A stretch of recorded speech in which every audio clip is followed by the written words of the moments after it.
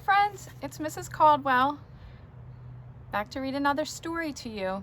Do you remember at the beginning of the school year back in September, we talked about God creating the whole world. And on one of those days, God created all the living plants, the trees, the grass, the flowers. And our world was beautiful. Our world still is beautiful.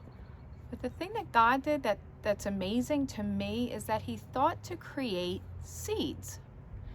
He didn't want the world to be beautiful just for that one season. He wanted it to continue to be beautiful. And so seeds are an amazing thing. Every single living, growing thing has its own type of seed. So if you look over here, I have some seeds here. And I want to see if you can guess what these are. All right, this is a seed. Do you know what that is? That's right, that's an acorn, right?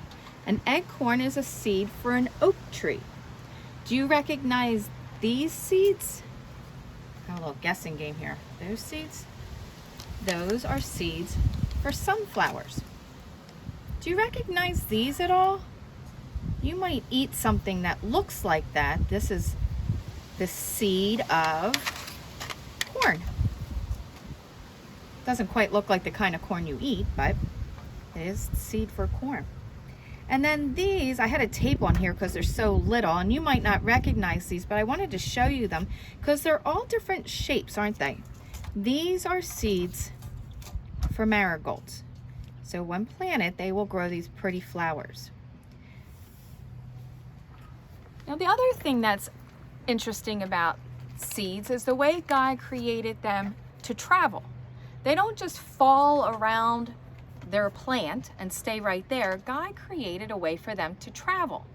Some seeds are sticky and they will stick to fur of an animal passing by, and the animal will carry it off to another place. Some seeds, like the sunflowers, birds like to eat them, so they might gather some sunflowers in their mouth, and as they're flying away, they might drop the sunflower seed in another location. Some seeds are designed to fly, to be carried in the wind. And so I wanted to show you these. These are what comes off of a maple tree. The seeds are up in here. Now this is a new one, so these are sort of soft and bendy. But in the fall, they get dry and hard. Now you see where the seed is up here? But watch what happens if I throw this in the air. I don't know if we can show it, but we'll see if it... Do you see it? Did you... Should we try it again?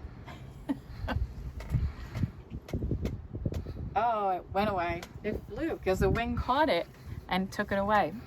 Another kind of seed that flies, and I know you've seen these. Some of you call them wishes. That's a dandelion, right? And I want to read this book about dandelions and show you how they travel. All right, this book is called Dandelions, Stars in the Grass. It's written by Mia Posada and it's published by Scholastic. I know that some people call it a weed, but to me the dandelion is a noble breed. Bright yellow petals adorn each one, spreading out like the rays of the sun. In spring, dandelions bloom like gold stars in the grass, growing taller and taller as the warm days pass.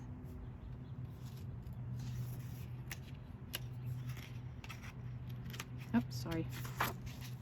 Under sunny summer skies, the flowers are visited by bees and butterflies. The flowers begin to change one summer day. Their bright yellow petals fold up and fall away. In place of petals emerge fluffy tufts of white. They form a perfect circle, delicate and light. The wind blows them loose, sweeping them up into the sky.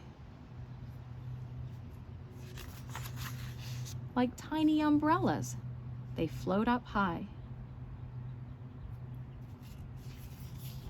See the seed attached to it? Every flying tuft the wind has freed carries with it a tiny seed.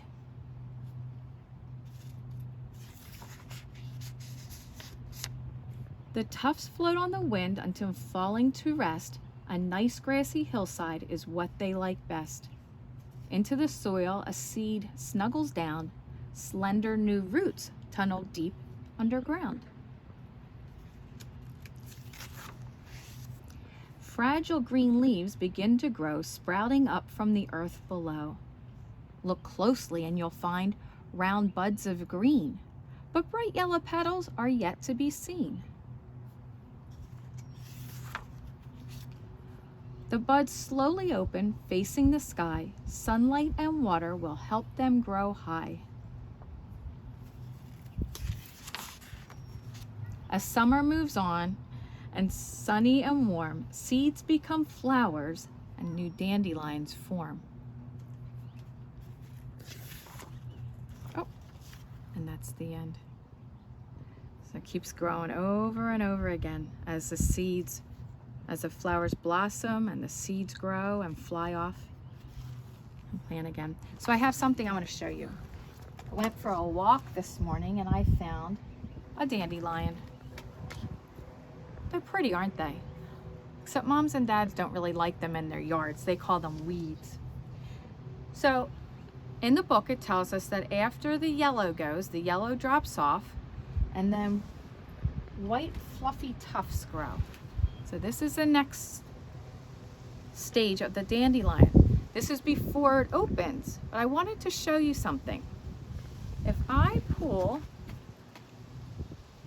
some of these out like this, and can you come in close and show? Do you see the little brown things on the ends? They're the seeds. Those are all the tiny little seeds for the dandelion, and they will all grow a new dandelion plant. After this opens up and it puffs up, it looks like this. And if you can see in there, right, stuck into the end is where all the seeds are. Here's a seed sitting back here. I don't know if you can see it. Oh, and some are starting to blow away. Right? Do you get these? Do you blow on them and make them float into the sky? God is amazing. Thank you for joining me today. Would you say a prayer with me? Okay, I'm going to say a line. You say it after me, please. Dear God, thank you for our beautiful world. Thank you for all the plants and flowers you've created. Thank you, God, for always loving us. Please keep us safe and healthy. Amen.